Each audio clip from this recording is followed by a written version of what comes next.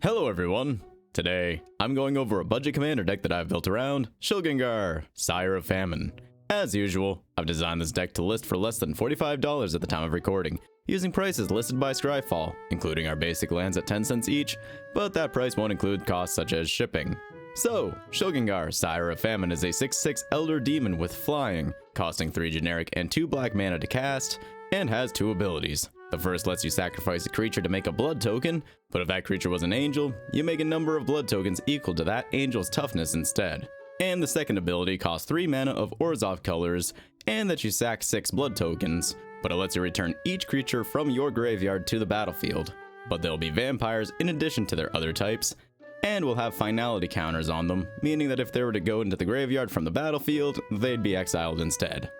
But now let's do a quick overview on how we plan on building around these abilities.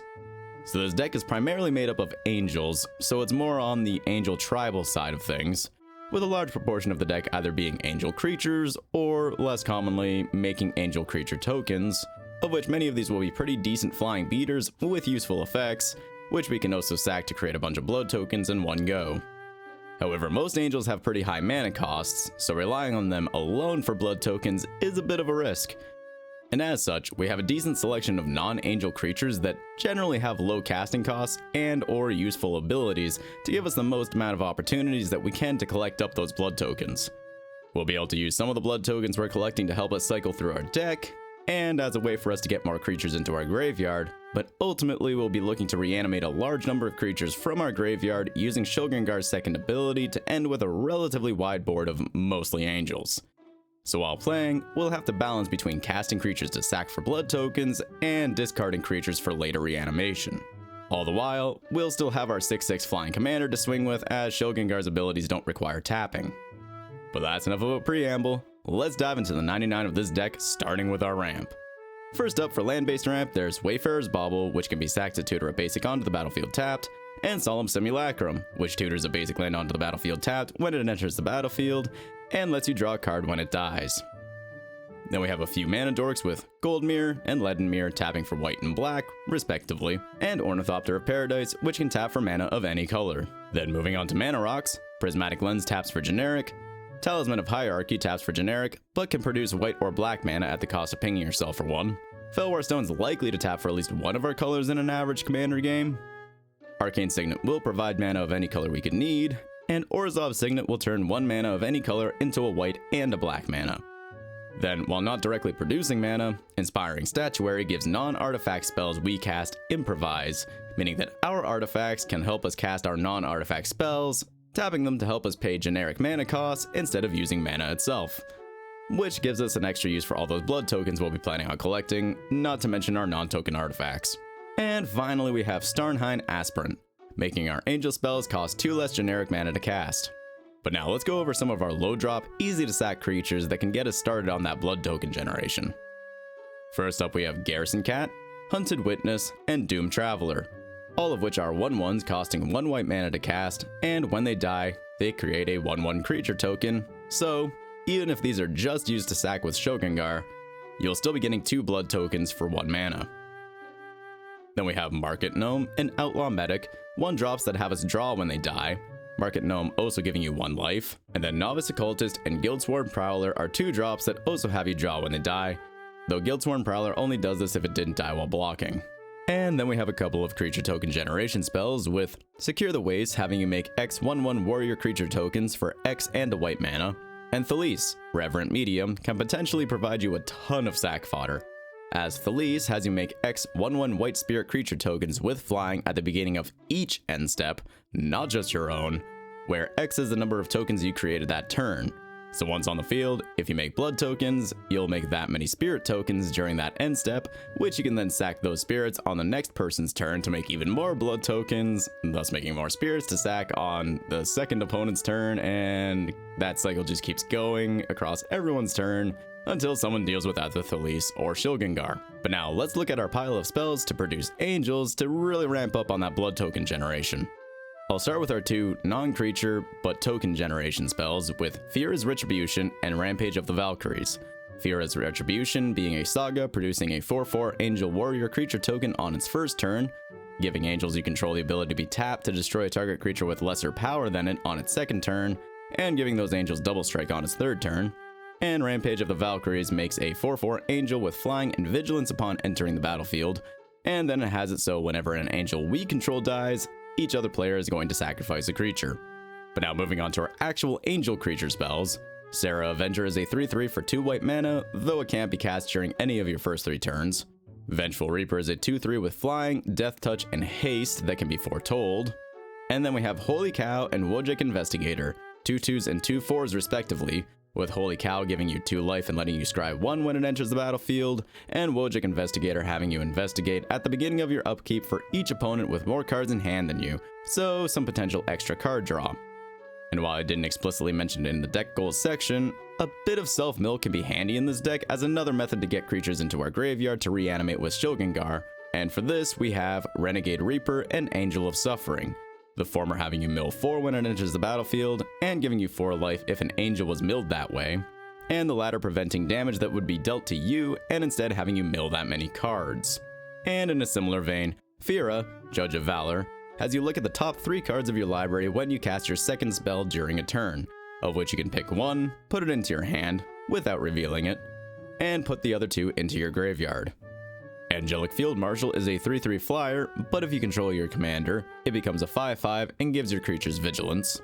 Thraben Watcher gives your non-token creatures +1/+1 in vigilance, and Sephira, Sky's Blade, is a 7/7 with flying and lifelink that gives our other creatures indestructible. Then we have a few angels with interaction, with Angel of Finality exiling a target player's graveyard when it enters the battlefield, definitely an effect we're hoping our opponents won't be using on ourselves much, and Angel of Ruins letting us exile 2 target artifacts and or enchantments, and Angel of Despair destroying a target permanent upon entering the battlefield. Sunblast Angel is a bit of a board wipe, destroying all tapped creatures when it enters the battlefield, and Angel of Indemnity can give us a bit of recursion, letting us return a permanent with mana value 4 or less from our graveyard to the battlefield when it enters the battlefield. Then Breathkeeper Seraph is a 4/4 with flying and soul bond, letting you pair it with another unpaired creature when either enters the battlefield, and they remain paired so long as you control both of them. And then the Seraph gives itself and its paired creature, when this creature dies, you may return it to the battlefield under its owner's control at the beginning of your next end step. So you can pair it with Shilgengar, sack it at the end of your post-combat main phase, and it should return right at the start of your end step. Now I would recommend not having Breathkeeper Seraph in your graveyard when activating Shilgengar's reanimation ability though, as the finality counters would kinda break the cycle. But finally for this section we have Herald of the Host, a 4/4 with flying, vigilance, and myriad, which plays in a fun way in this deck. When a creature with myriad attacks, you make a token copy for it for each opponent that creature is not attacking, with those tokens being tapped and attacking a different opponent or planeswalker that they control, of which those tokens are exiled at the end of combat. However, since we can sack our creatures at instant speed, we could also choose to sack those token copies sometime after attackers are declared, but before the combat phase actually ends, and wind up making a crap ton of blood tokens in one go without actually killing off our Myriad Angel. But now that we've gone through a lot of the bread and butter of this deck, I'd like to go over a chunk of spells that synergize well with the deck, but don't represent a huge portion of the deck. First up, we're likely to be sacking a bunch of blood token artifacts throughout a given game, along with some creatures, so some Aristocrats pieces can be nice to have, especially if they work when an artifact or a token is put into the graveyard.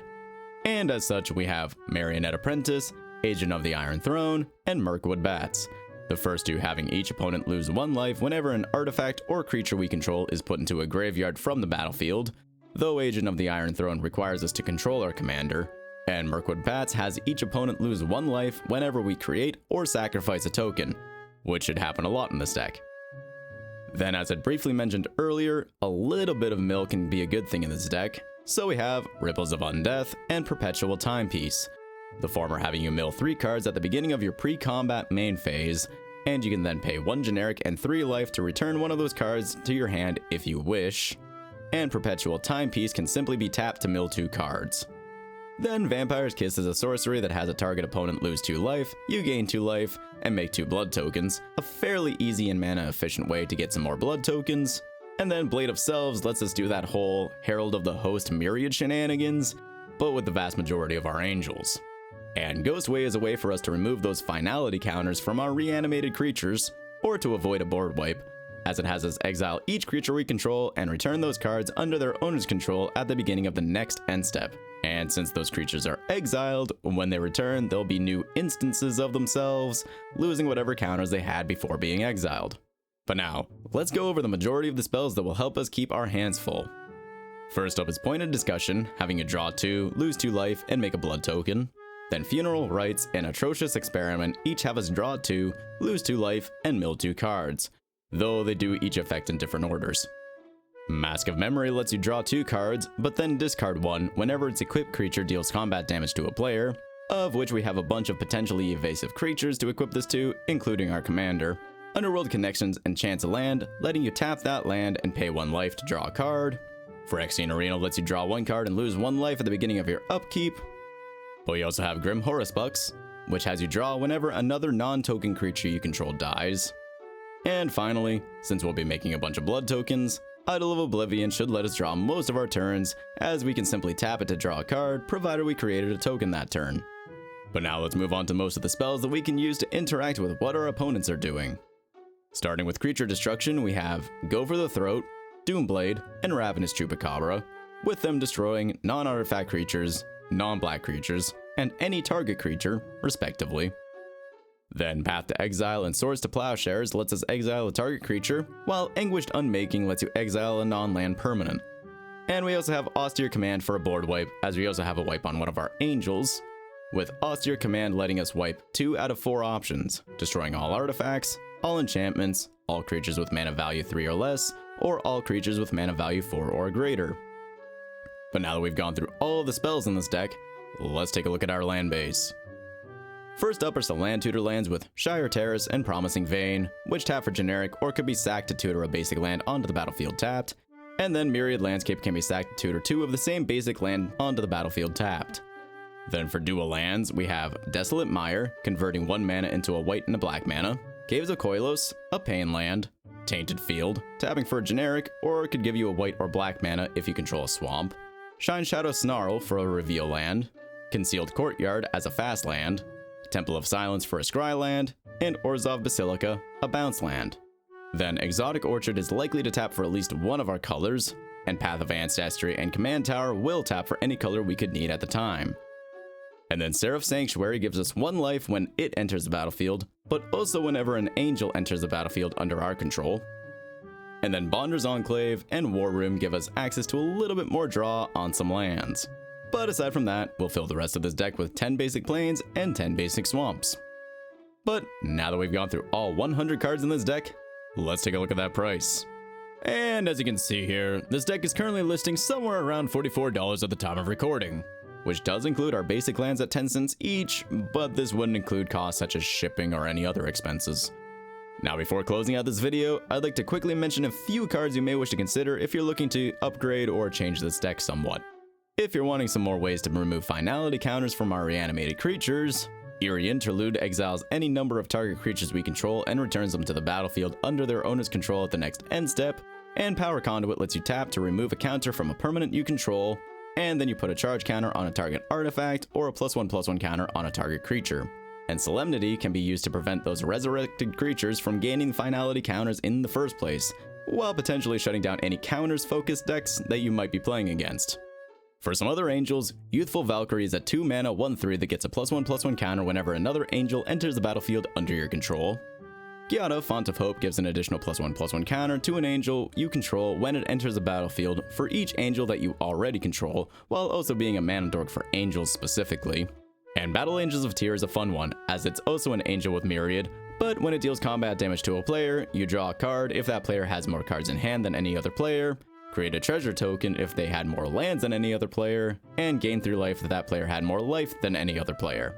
Then Lyra Dawnbreaker and Righteous Valkyrie can help us with life gain and act as anthems, the former giving other angels +1/+1 and lifelink, and the latter giving you life equal to an angel or cleric's toughness when one enters the battlefield under your control, and gives other creatures you control +2/+2 if you have at least 7 more life than your starting life total.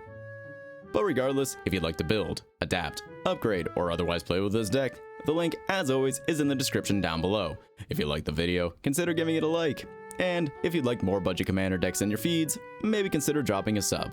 But with that, thank you for watching, and I'll see you in the next one.